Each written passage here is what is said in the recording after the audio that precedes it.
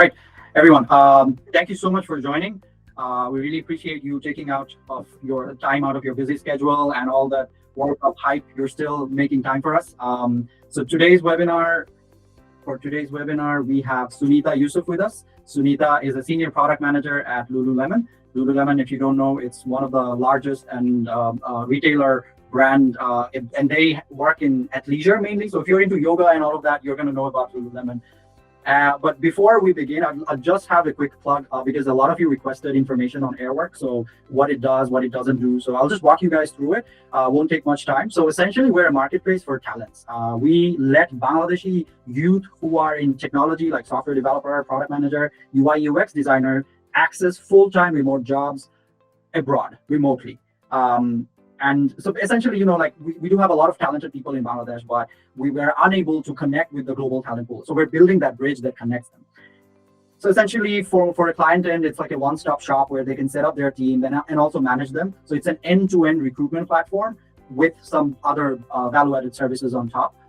And some of our placements, these are some of our recent placements, they have gone on to get these jobs. They're earning some $1,500 to $2,500 a month, which is amazing if you think about it. Just a bunch of kids, just like all of us here, we're just sitting in Bangladesh and making the right connections and putting ourselves out there. And just by showcasing our skill sets, we can show the world that, yes, Bangladesh has right.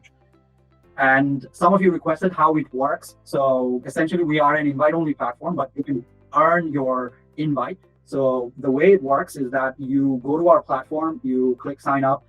You have to go through a process. If you don't have an invite code, then you have to sit for the first step, which is an online assessment where we judge a host of qualities in you, just like your English, your attention to details and whatnot. Then you have to go through a live coding phase, followed by a one-on-one interview. So it's a very systematic process, which is why we're very, how do I put it? We have a very high bar on the talent that we let in on our platform. And how can you join it? You can simply just go to airwork.com/request for now. One quick announcement though, our platform should be up and running. The version 1, we're moving away from the prototype and all of that. So from December 16th, which is Victory Day in Bangladesh, you should be able to go through this journey automatically just by signing up and with minimal manual interaction with us. My co-founder Rashid, he's also in the call somewhere in the audience. So Rashid and I are actually just two average Bangladeshis. We're out here trying to do something that really adds value to the country because we feel that as a country we're a very populous country. We have a lot of people in this nation, but unless we put ourselves out there, we don't talk to we're not part of the global talent pool. We're not gonna take us. It's not gonna take us to the next level, and that's what we are here to do because we're driven by this crazy vision where the future of work knows no boundaries, as in like talent knows no boundaries. You can work for any country, any company at any time. So yeah, that's all pretty much from our end. Just a quick intro because a lot of people get confused. Today, it's not about like all about Airwork, of course. All of you are here for to learn, which is exactly what we're going to do. So let us deep dive into the topic at hand today. So welcome onto the stage. I guess it's a virtual stage, Sunita, and ask her about her journey because that is very important. Because she started off in Bangladesh, just like many of us here, and I'm really curious how she, went over to the US and got into technology, and is here with us today. So Sunita, over to you. Thank you very much, Adam. And hello, everybody. I'm pretty excited to be here, guys. So I actually started off going to North South University and I did my BBA. And after a couple of years, I decided to migrate, transfer, and move here. So I switched my major to MIS, Management Information Systems. What I wanted to do was have a mix of business background with some IT background because I wanted to do coding at first and ultimately move to a product manager role where we could write down the requirements for the applications we were working as a coder. So what I did was basically graduate with an MIS degree and I started working as a contractor myself. But I was working there face to face. We were going to office and everything. And slowly I switched companies around to see where I landed my skill set, what fits me with my career plan that I wanted to have. So I started working at Abercrombie & Fitch, where I started working at the supply chain applications, where I did coding for about 3 years and I was a software developer. And I made my way up to the tech lead. And interestingly, that's when the pandemic happened and the remote jobs era, everybody started talking about it that, okay, with the pandemic going on, work from home is possible. So at first it was very interesting because a lot of people panicked and thought the remote job is not going to work. So a lot of the contractors who were not like really full-time workers with the company were actually laid off because they were thinking that they need to reduce their headcount to contain the resource and the talents going on. Um, but ultimately what happened was they realized that they need the resource. But remote job became like the work remote job after the pandemic happened. But if you really think about it, like there are big Indian consulting firms like data consultancy firms and Wipro and everything. So they have been having these offshore resources working from India for a long time. And it's just interesting that I feel like that offshore outsourced thing just turned into like a remote trend. And it just took, for me, I feel like it just took a pandemic for the world to realize that it is a possibility. Um, so interestingly, my husband basically was working at Amazon and I was working at Abercrombie and Fitch. So Abercrombie thought at that time that because my husband is going to be working at Amazon, I will be moving out. So they let me go. They let me off thinking that, okay, she's not going to be in the city anymore. So there's no point because we still want people to come in after pandemic ends. But pandemic did not really end. They were thinking that it's going to get done in 6 months. So that is the time when companies like Abercrombie realized that, okay, if we want to step up our game, if we want to compete with Google or Amazon or like any of the big companies where they're already hiring people from India. And I know there's a big chunk of people like offshore companies from Brazil. If they can do that, then we have to start doing the same thing and also retain the people in the US that's like here working remotely. So I lived through that part where I got laid off. And after 6 months, I was reached out back again by Abercrombie to join back, like remotely working for them. But I moved on to Amazon. I worked there for about a year. And then after that, I just realized that I actually don't want to work full time anymore. And because it gives me the flexibility of my career at the very end of the day, like it gives me the control. I realized that if you work full time, there's a lot of company culture that gets rooted inside of you. And maybe you are not one of those people who want to retain that. You want to have your skill set and just deliver the work that you need to perform for the job duties. And also, like, the biggest part is the mobility, being able to spend like time at home. And obviously, for Bangladesh, the biggest advantage I see is like, because even when I go back home, and like every 2 years, I just feel like, oh my God, I could take so much time to work.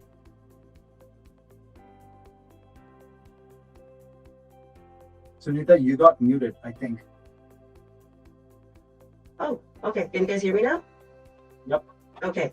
I'll just take 30 seconds back. So the biggest part that I realized is that like remote job saves like a lot of traffic time, and also it just gives you a lot more control over time on like how much you want to do for the day. And you obviously save like 2-3 hours worth of traffic if you're in Bangladesh. Like you're basically, like I understand, I know we were talking about this meme, but I have to say this, right? Like they're basically, you have your laptop at home and you're just traveling somewhere 2 hours and then sitting on your laptop. Yeah. It makes no sense, right? It's 2023, for God's sake. Yeah. So keep the questions coming in. We will be we will try to address all of them, but that would be towards the end of the call. But if because your question might get answered somewhere in the middle. So Sunita, like in the last 5 years, we've seen because of the pandemic, there was this shift. But I think a lot of us Bangladeshis, we don't realize that like you brought in a global perspective here that if you are hiring someone remotely, then the world is you can hire from anywhere in the world, right. Brazil, Pakistan, India, right? So Bangladesh has been relatively like unexplored in this front. The only remote work that we hear are usually freelancers working in different marketplaces. Then there are dev shops like software companies that bring in outsourced work to Bangladesh, and that's been kind of like that for like the last 2 decades here. Yeah. So Airwork, what we're trying to do is actually bring those contractual jobs here in Bangladesh that you can work directly with those companies. So a lot of people like me, when I first got started, we're still confused. What's the difference between a freelancer and a contractor, a consultant? Like what's the legal definition, or like how would you explain it to a layman like me? Yeah, interesting. So basically, at the end of the day, you're still working. It's the nature of how you're designing, like, your work hours and your skill set, I would say. Um, Whenever I do look for talents, for my Bengali cookbook or something, I go to Upwork, you're right. I look for freelancers. So the biggest thing about freelancing, and I'll talk about consulting and contracting separately, but I'll just talk about freelancing separately. The biggest thing about freelancing is that if you have like a certain skill set, for example, you're really good at like writing JavaScript or something, or you're a content writer, for example, um, and you want to have a side gig, that you feel like, okay, it can be like an extra like income or something like that, but it is not really your bread and butter. A lot of people start like that. They start freelancing as a side gig, and then when they see that they're making more money out of it, they usually switch to, I've seen that they do a little bit more work for freelancing. But ultimately freelancing is, I would say, is like a short-term project. Like if you have somebody who wants, like, their clients who want you to just build a one-time project, like a one-time website, they usually look for freelancers. They don't have a full-term commitment work for them. It's a short-term project. Do this photography session for me, or I need you to do this research on the industry on something like that. So it's usually always like it has an agenda of your work, and it usually lasts for, like, I would say 1 to 3 months. I have not seen anything where, but it changes, right? If your client wants you more and they want you to work more hours, that's when the freelancing thing becomes a little bit different. They're really probably contracting at that time. But freelancing in general is, like, I would say, a short-term project. Like, you're working on it, it's like a semester, you have 1 semester worth of work, you're getting it out of the way and done and moving on. All right. And about contracting and consulting is basically like a way of nature of job that you're working at a corporate office. And when you work as a contractor, basically you are not a full-time employee of the company, whereas you're just not getting the paid time offs and their health insurance benefits. Really, that is the biggest difference between being, like, a full-time and a contractor. Contractors usually work through like an agency or a marketplace platform like Airwork, where they're going to go ahead and try to find the clients for you, where you work on, I would say, a longer term period of like project basis, which is like maybe the minimum of 3 months. And usually most of the time it gets extended, like most of the times, because they don't want to waste time like bringing in like contractor every 3 months, like just in general. But the contracting part basically happens when you're building an application, right? Basically in the technology, right? Everything works on a project basis. You have a budget for every year you want to launch this project, like products. You have these roadmaps, and depending on that, you do your budgeting. And when you do your budgeting, you see that you have like full-timers and contractors. So in general, contractors will get a piece of the project of the work that they will work on for a certain period of time. So they will be working with the full-timers. So ultimately, you are doing a full-time job at a contract basis, I would say, for the project. But ultimately, once you make your way into the company, it depends, if they see that you are interested in working or you have more talent, they switch you around the teams. And then moving on. Sorry, Consulting, yes. Yes. Consulting is basically, I would say, when you go to like a 4-year college or a senior, I would say you start off as a contractor, getting those jobs or those projects, and you build your skill set. And your skill set can be industry specific, like supply chain, retail, finance, marketing, and everything, or your skill set as in, are you a QA or like QA tester or like a developer? And even if you're a developer, what's your specialty? Once you build your specialty, that is when you are making your remote job, like, chances of getting it a lot more higher, because people will have the trust in you that you can get this work done without having to go to work and without having to have that physical proximity around your team members. So consultancy, I have recently switched to consultancy. I have worked as a contractor to a full-time, and then to a full-time remote job, to a contractor, to a consultant now, basically. So I've been in the industry for about like 10 years. I'm actually going to reach my 10 years in March. And having said all those things, that's what I found out, that I worked as a remote worker. I realized the supply chain is my domain knowledge. And that's how I started marketing my resume. Like, I changed my resume based on like understanding what will make you like want as a consultant. So I would say work as a contractor, build your skill set, and then consultancy role. Consultancy is more of a role where you cannot be a consultant right after you graduate from college, because you don't have that knowledge, that industry knowledge to consult at the end of the day. All right, so you have covered all three formats in your career. That's amazing. So would you say, from what we have heard, seen, and dealt with, most of the tech jobs in the world, or mostly in the US, are contractual in nature, right? So Yeah. I think there's something called at-will employment, Yep. where you can be laid off within a day, or you can quit in a day's notice. And Yeah. that does not really go well with us Bangladeshis, because we sort of tend to, like a bit more stability. A lot of people, if you're interested in air work, you're going to have contractual jobs, and you're going to have to be cool with that, because this is the format that the world works in, and there's no way around it. And I honestly feel that it's similar to the probation period that we have in Bangladesh. Like after 6 months, you become a permanent employee, and you're just entitled to a notice period and Mhm. like benefits and stuff. So that aside, you're just gonna keep on working. But I think has there been any cases, like, let's say you want the employer, the person you're working with as a contractor, you want a month's notice in advance. But if you have a good relationship with that person, are they going to respect that? No.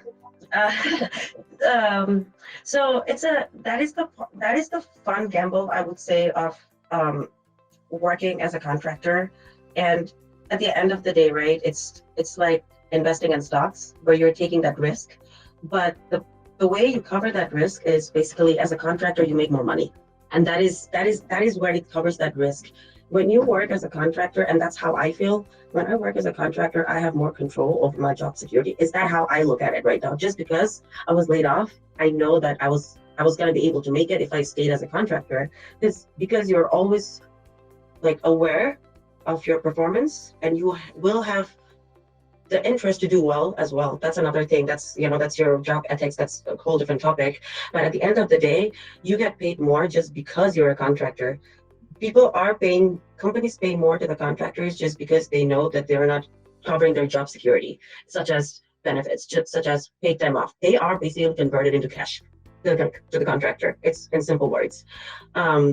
Contractors in general, like I said, it's a risk in the sense, if you are the kind of person who wants to have control over your time and your life, you need to know that's the risk you have to take, that you might be laid off in a day's notice.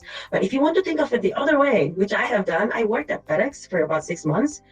I would not have even survived there for another 2 weeks if I had given that notice, right? And I have that power to be like, hey, today is Wednesday. I'm sorry, I cannot work here anymore. I want to leave on a good note before I, burst my bubbles, and I can just leave. It's because at the end of the day, not all company fits your profile, and that is another thing. I would also say, if you want to pursue a remote job, you really need to understand what kind of people you work with, like your personality, because at the end of the day, because you're working as a contractor, you're working with different people from all around even the states. Like I work with people from all around the states. I work with people from India. I work from people from France. But then you will understand, if you work there and if you don't like the culture, you also have the power to leave. You're not stuck there, and you get compensated to go to that mindset by getting paid more. So I would always say, if you're going for the remote contractor job, also make sure that you know what kind of job you're looking for. It takes a couple of tries, and that's fine. And that is also the best part of working as a contractor. You have not signed to be there for a year or 2 years. You're just like the way you think that you're like, what if I get fired? I would say you can take back the control by saying, what if I don't want to be in a job where I don't like being in? It's just a switch of mindset. So it works both ways. It does. Instead of being scared, oh, I might lose my job, you can also be in a power position to leave it whenever you want. Exactly. And I think you put it in very good words. Like even with Airwork, you're getting paid 4 to 5 times the market average. Like an entry level software developer in Bangladesh gets paid $400, $500 a month. You can earn $2,000 just by being a contractor. So I think the rewards or the benefits far offset the potential cost that you might incur. Let's move on a little. So would you say that, which career path would you recommend, and what are some of the factors that we should consider? Most of the people in the audience, they're probably a full-time worker, and they haven't explored the other formats of working. And remote is just a medium of working, right? But there are other formats which we are talking about. What are the factors that we need to consider when exploring these different paths? The first thing I would say is that a lot of the times, and this is just the nature, right? A lot of people work because they have to work. A lot of people work because they want to learn the industry and stuff like that. The thing about remote working is that, and if you want to work as a remote contractor, the way you want to make yourself marketable to companies is by really understanding what your skill set is, and it can change. That's another thing, right? For example, if you are the kind of person who's introverted, or yeah, actually, it is better to talk about the personality piece. If you're the kind of person like who is actually a little bit more introverted and you want to just stick to coding and everything like that, just stick to that. Don't look for a QA tester job. Don't look for just any job because you want to. I would say, that is the most important thing about working remotely. That what your skill set is, stick to it. Even if you don't think that you're getting the job right now or the company that you're working for right now, you have time. You can change. Gain some experience over there, brush up on your skill set. The biggest thing about remote jobs, remote contractors, is that, and this is from the company's point of view, when they hire a full timer, they have those job security piece. They train the people. They have like training courses. They have volunteer days and all those things. They invest on the people because they want to, nurture them, make them like grow with the company cultures and everything. But they don't do that for the contractors. They turn that into cash, right? They turn that into cash and giving it to you as a contractor.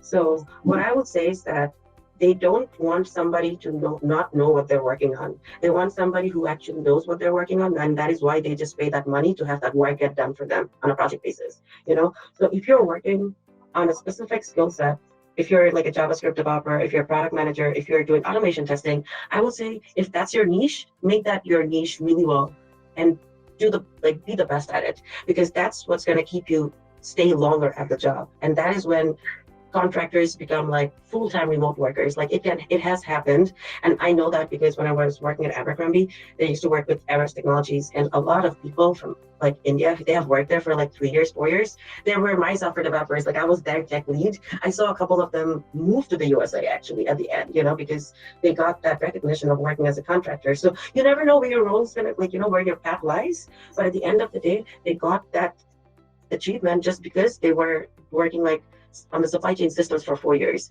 So I would say that find your niche. And like I said, it can be your industry, it can be your just skill set itself, because companies don't have the time to invest onto making you that person. They want you to they want you to be that person.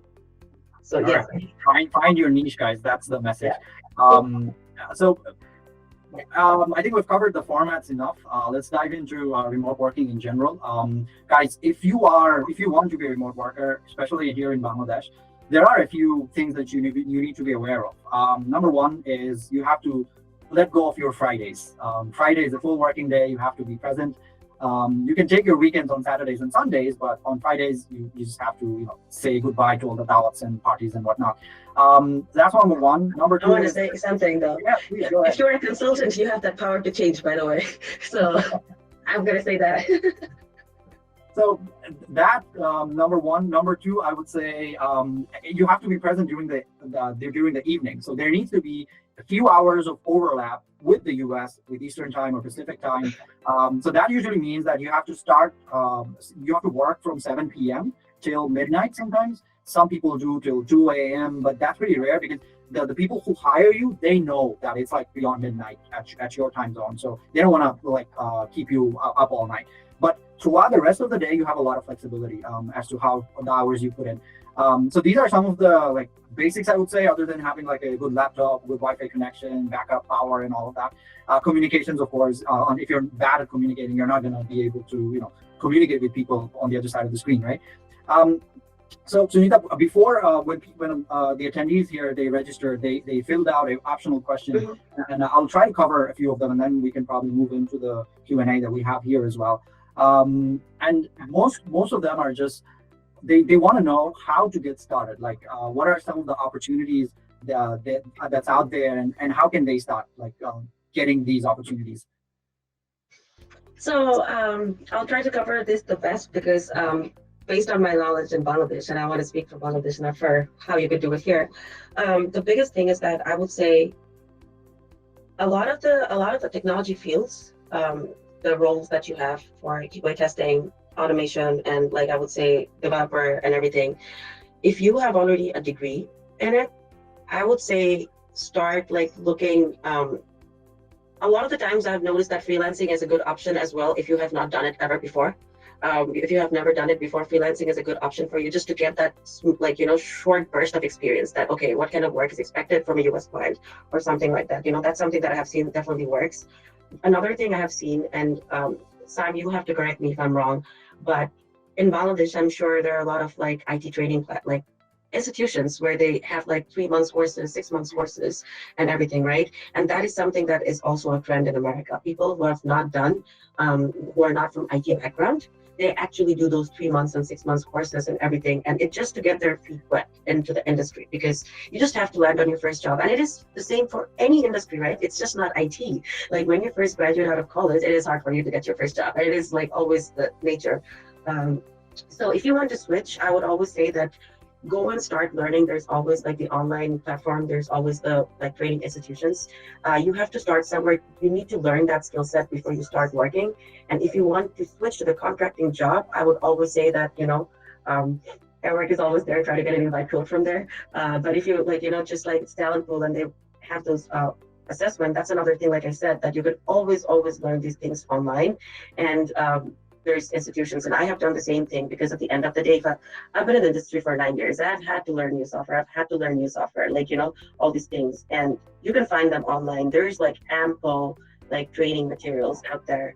You just have to know what you want and like start from those, like from that, I would say. All right. So learn some skill first, then come to Airwork and get this. That's the proper procedure here. But one thing I would add to that is that a lot of like we've taken like thousands of resumes and like taken hundreds of interviews, and maybe over 1,000 maybe. And one thing we've observed is that people, it's a very common question. I think one of the questions here is that, is it true that remote working requires 2 to 3 years of experience? And that's not true, to be honest. Everybody wants skilled workers. So you can be a fresh graduate who is skilled, or you can be like working for 10 years but still not skilled.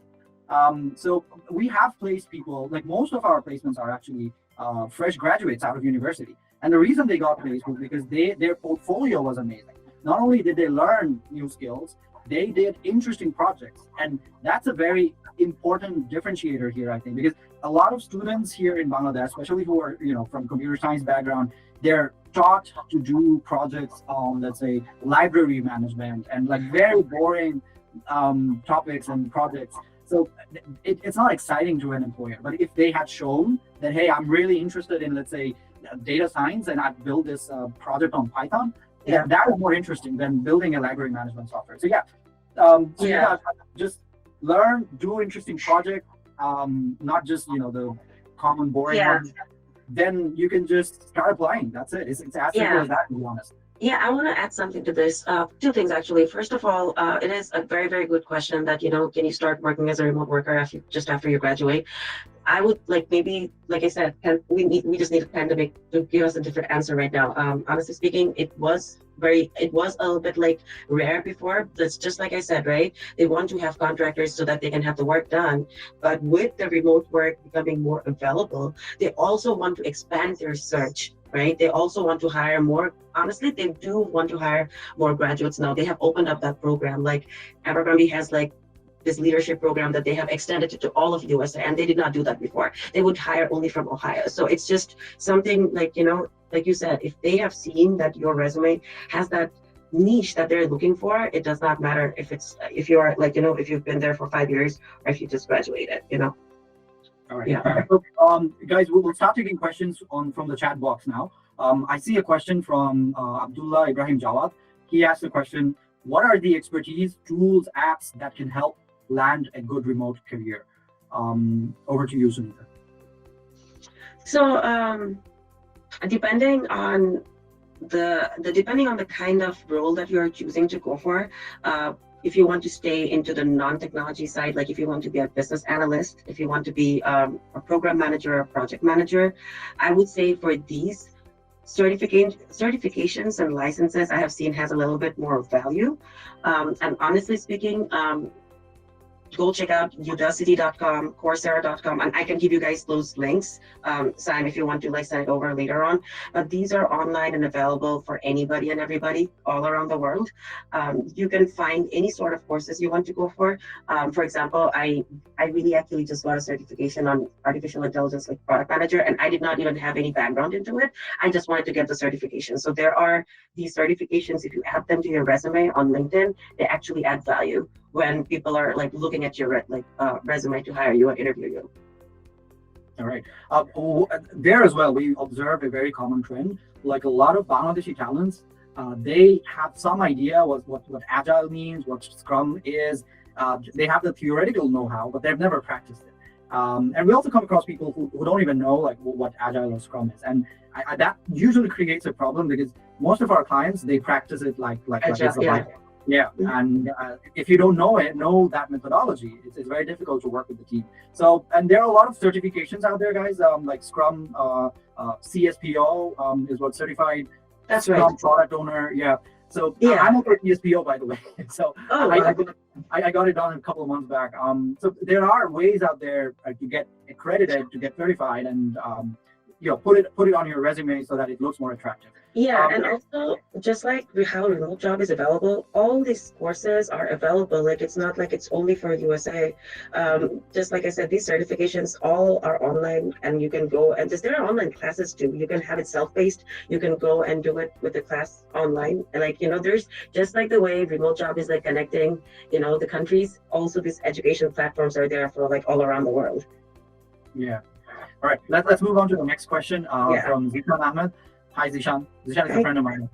Oh, really? So, Zishan asks, how can you make local Bangladeshi experience count to a global recruiter? What do they exactly look for in a remote applicant? Okay. So the very first thing I would say is that, and it's a helpful tip. In Bangladesh, we call it, I think, are people still calling it CV, Sam? Yeah, they don't. I mean, there's still a difference between a resume and a CV, but they use it interchangeably. We're trying to change that. Yeah. So the biggest thing I would say is that, and that is something that I have noticed between a CV or a resume, and build your resume just like, who you are with your personality. Because what happens is that even if you work in Bangladesh, you have worked in a work setting. It's not like you have not worked, right? It's just a different trend. It's a different culture, right? It's different work nature. Maybe Bangladesh doesn't have agile methodology. I don't know. But the thing is that the way you want to market your Bangladeshi experience is that the job that you're applying for, read the job description. Read the job description, try to understand what kind of person they're looking for, and try to see what you have done in your past projects or your past work. You have to translate that to the job description. This is how really the contracting job works. These are the 4 skill sets I want. Do you have these 4 skill sets on your resume or not? And before they even see your face, they do search strings, and that is literally what they do. Like, these are my job words. This is my, these are the words that I have. Like, okay, that person has like good communication skill set or something like that, or like, she was from master. Just like small things you were in your past. Add those things to your resume. You have to. I'm not going to say like completely change what you have done in your past experience, but you also have to speak their language. That, hey, you want this? I have done this before in this nature. And it is true because I have a friend who was working in Bangladesh, and she moved to the USA with from Standard Chartered and onto a different finance company. But Bangladesh is Standard Chartered, like not even like US is Standard Chartered. So it's like very different. But she was able to translate that into the Bangladesh local experience and say that this is how I work. So you have to speak their language, basically. And I see a reflection of that, to be honest, in what we do as well. So before we place a candidate in front of like employers or clients, we groom them up. And the number one advice we give them is read the job description. Yes. Relate your past experience with those skill sets that they're looking for. And yeah. And whenever they can come up with a concrete example. So the other day, somebody was asking, okay, I'm looking for, let's say, a Laravel developer with event sourcing. And they hit the target right there because the candidate knew exactly what to say because they've done this before. And they did their homework. And they got the job. That's it. Exactly. So there is another question from Shudipta. Shudipta is asking you, Sunita ma'am, he wrote mama first, but so Sunita ma'am, you are a consultant in which domain? Then I didn't understand that part of the question. So Shudipta, you could rewrite it perhaps. He has, it's a meeting with people or written instruction. I think we were talking about something that's when he wrote this. So Sunita, you are a consultant in which domain? I'm actually a consultant in the supply chain domain. Basically, I started working in the financial systems, internal financial systems for I was a contractor in a state agency. And then I worked at an insurance firm for about a year and a half. And that's when I realized that I want to build my domain knowledge. And I had that enlightening out of nowhere, when I was 22, 23, that I was like, okay, I need to be good at something. I just cannot work any job I want. So I did my industry research at that time, and I realized that the state that I'm in, I live in Ohio, a lot of the retail companies are here, basically. So I work at Abercrombie, and that's where I built my skill set. So I worked as a software developer in the supply chain domain knowledge, in the sense that any application or systems that is used in a distribution center, I was doing the coding for those applications. So what I did was I slowly built my way to supply chain. I did at first just the coding and everything, and then I started understanding the business side of it.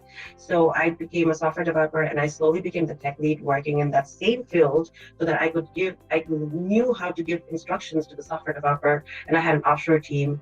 And then I was working with the product managers to see how they were working as a product manager, working with the tech lead. And then I'm going to connect back to the previous question. When I switched my job, same thing. How do you translate, right, from the tech lead to the product manager? Write a five-liner thing about yourself, that I worked at this, and this, and that is why I know I'm going to be a good product manager. And that is what I did. I worked as a tech lead, and then I became a product manager. And I switched my role from technical to the business side, sticking to the supply chain. So from there, I worked at Abercrombie and FedEx, and I worked at Amazon for a brief period of time. So if you want to go to a consultant, that's another tip I would say. Work more as a contractor and switch your jobs a little bit. Just like you said, that don't get scared of being fired. That is always your best opportunity to move to the next job. And I hated Abercrombie for letting me go, but I never burned that bridge. I'm still in really good terms with my manager, and I tell her, if I had not got laid off, I might have never switched to this side, So if you're working as a consultant, I would say try to understand the applications you're working on or the industry you're working on. And supply chain, for me, it just worked out because I worked at Abercrombie, and it gave me that supply chain domain knowledge from the bottom as technical, and then it helped me move to the industry specific knowledge. All right. So we're in the last few minutes. It's almost going to be 8. So this is right up your alley, Sunita. Question from Tanya Parvin. She wants to know how she can get a remote job in supply chain logistics. What kind of skill sets would she need? Supply chain logistics, that's very interesting. So at the very beginning, I would say that just try to understand, I'm not really sure if you have supply chain background knowledge or not, but I would just start by saying, if you want to switch to supply chain logistics, it goes back to the same part again about getting the certification, because supply chain itself is a huge beast.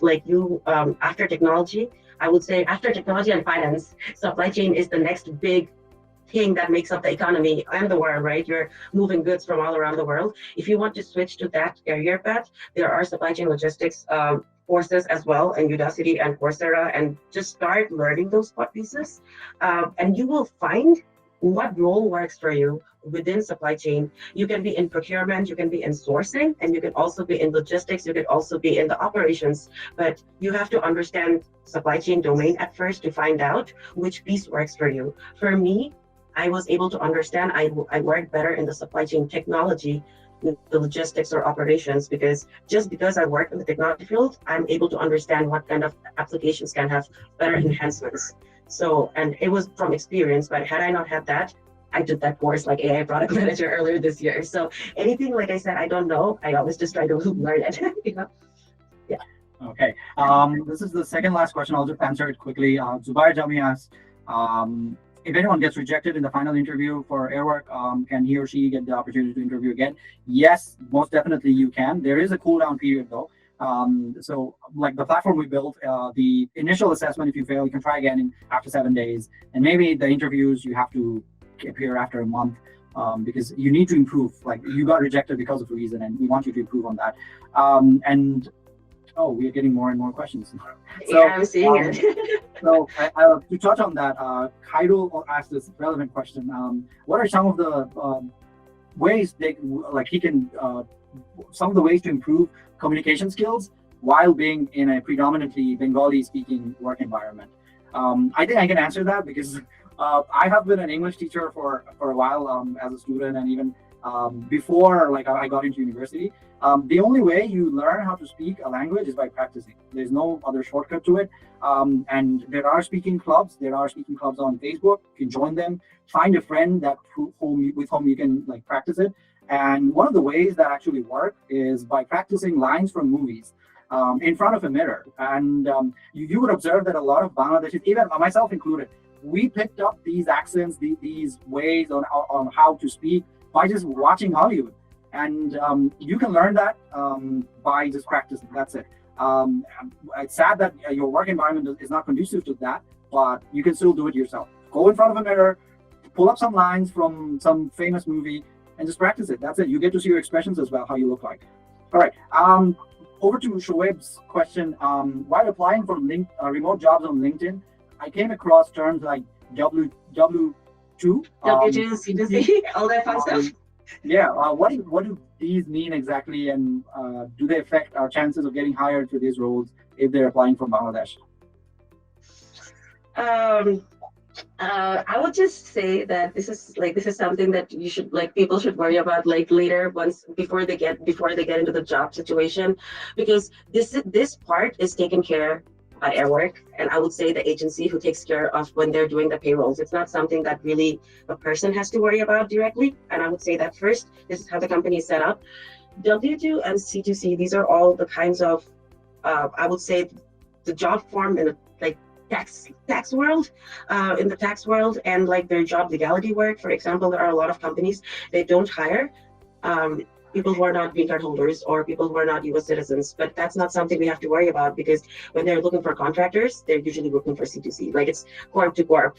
C2C really means corp to corp. When they are hiring companies like Airwork, find contractors for them. So they are doing corp to corp paperwork for you, and so that's something that you really don't have to worry about. But that also means that if I am looking for full time, I'm not going to get that job. So these are for contractors. Yes. Yeah. Shoaib, when you apply through Airwork, so we are incorporated in the US as well. So you are working as a online, how do I put it?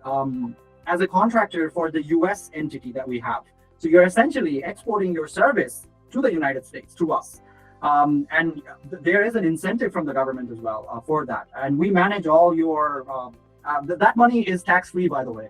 So if you are earning from ICT-related income from abroad, that money is tax-free in Bangladesh. And there are talks to get a 3.5% incentive, export incentive on that earning. So no, you don't have to pay any taxes. You're probably going to get an incentive on it. So it's just easier if you go through companies like us, because we handle all the paperwork and all of that, and it's just super easy for you.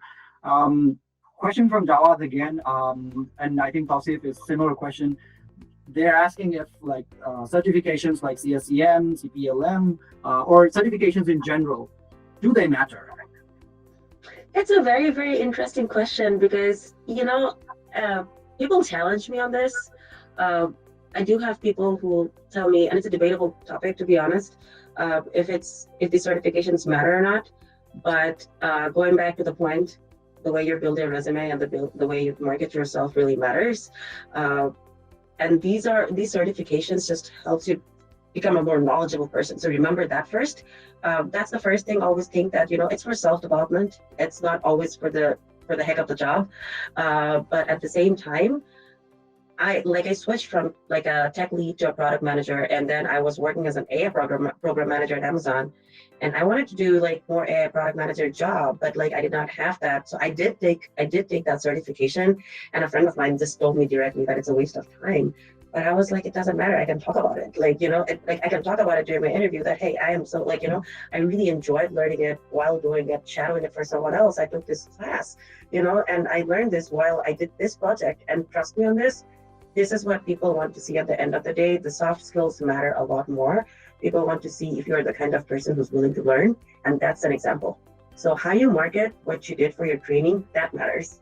Sometimes you cannot just write it down on the bottom of the resume and just expect somebody to read that.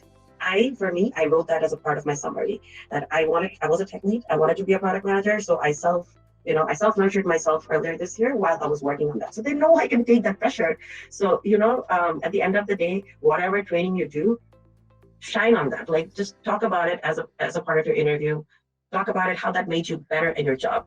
So that matters, not just the part that you got the certification. Not doing certifications just for the sake of it, but rather doing it so that you can implement it in your job and so that you can market it well as well.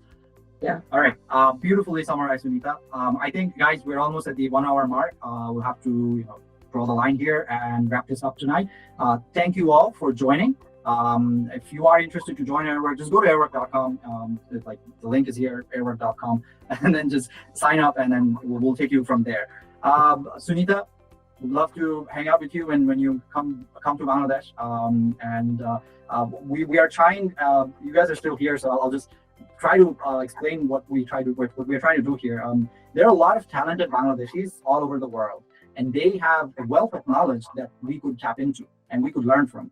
And it would be great if you guys tell your friends and family that, hey, there are these people who are trying at least to sort of bring that global brain to Bangladesh and make the country better overall. So would love that, and just get started, guys. I mean, there are people from non-technical background in this call, and I feel like it shouldn't stop you. Just get trained for 6 months or so, do some interesting projects, and start applying. That's it. It's as simple as that. Sunita, any parting words for the people here? Yeah, I'm just gonna say, the biggest challenge where I see is that you don't know what you want to do. So just always remember that part, that any skill set or any job that you want to achieve to it, just stick to it, and trust me, it will happen just from practicing. Just like you said about language, keep practicing. You might not land the first remote job, you might even get laid off from the first remote job, but trust me on that, that is gonna give you the better push. Sometimes that's what works better for people. So yeah.